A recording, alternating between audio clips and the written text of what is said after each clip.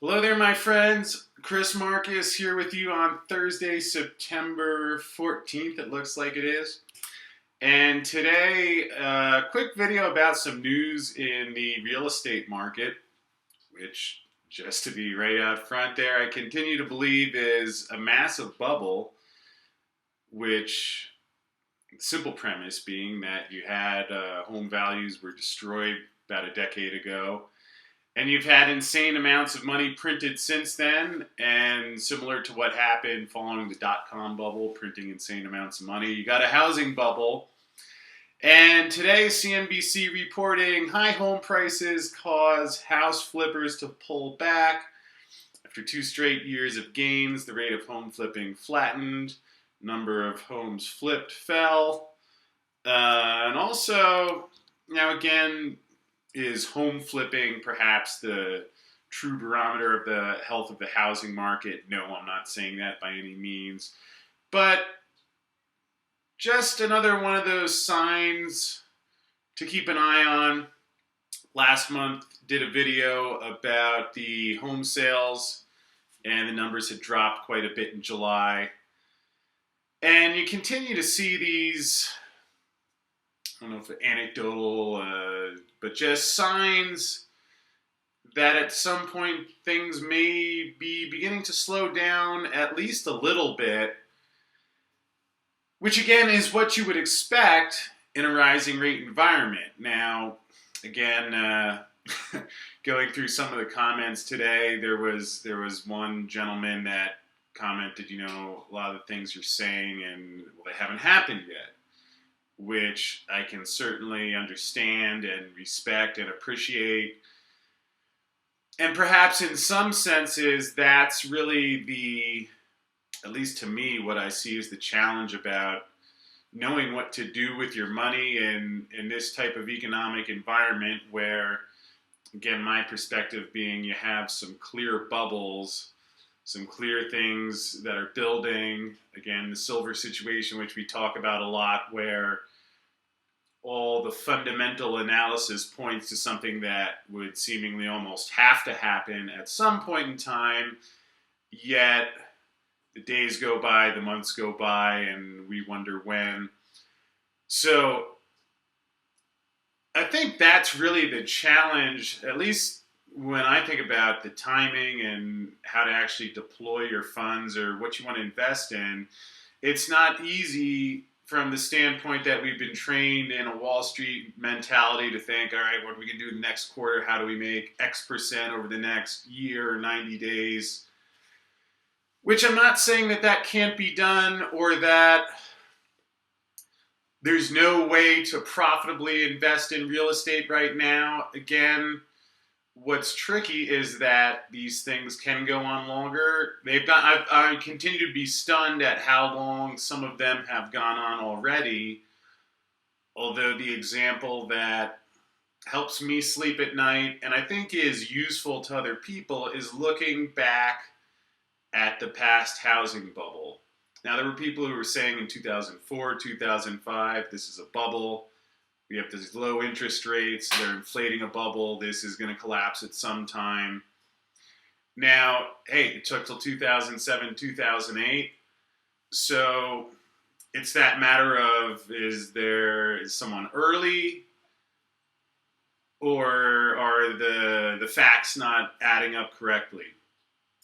I would say one of the most valuable things I learned during my entire career on Wall Street, and has served me well since then, is that if you look at what happens with the money printing, translation, interest rates going down to 0%, and then understand the effects of what has to happen whenever they finally go up. Again, I don't know that I would call taking interest rates up to 1% a massive hike by any means. Yet I don't think it's unrelated that now we've had even slightly higher interest rates for about a year now, and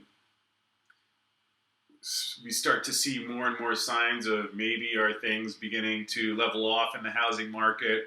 Stock market shows no signs of slowing down anytime soon, although again, if you raise interest rates, especially if the Fed raised interest rates significantly, all these markets right now are based on the cheap financing.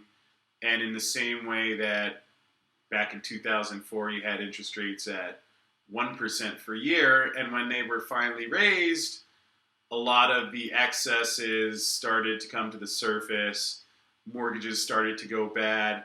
Banks started to have problems, all of which are in a similar situation now.